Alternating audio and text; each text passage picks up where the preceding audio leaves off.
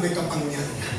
Ang lahat ay nangyari. Meron ba siyang tagapagtanim? Meron ba siyang mga gagaling na mga engineer, architect? Wala. Because of the power, the spoken word of God. Ngayon, meron tayong ganyan. Ikaw, ako, tayong lahat. Meron tayong tinatawag na holy power of the tongue.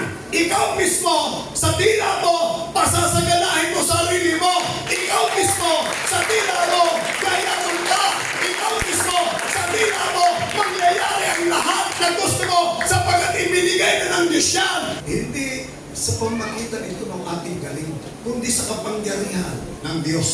Dapat makapangyarihan banal na salita ng Diyos ang lumalabas. Sa pagpapagaling, in Jesus' name, be healed. Power of the tongue. Lord, i-bless ko ako.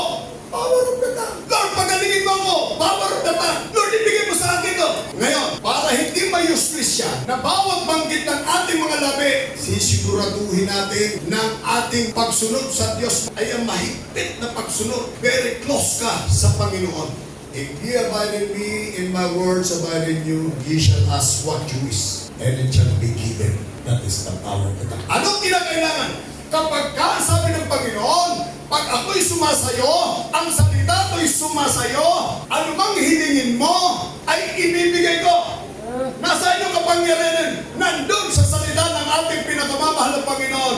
Lalakad ka ng ayon sa kagustuhan ng Diyos. Mamumuhay ka ng katulad ng pamumuhay ng ating pinakamamahal na Panginoong Diyos, ng Panginoon Jesucristo, ng sinasa lupa ba. Kapag ganyan, ang buhay mo, buhay ko, buhay nating lahat, na katulad ng pamumuhay ng Panginoon Jesucristo sa lupang ito, nung siya'y narito pa. Meron kang tinatawag na holy power of the tongue.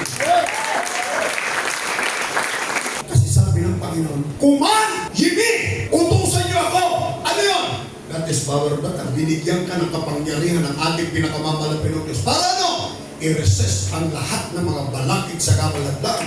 Humahad lang sa mga biyayang pagpapala mo. Humahad lang sa mga kagalingang nais mo. Humahad lang sa mga transaction na meron ka.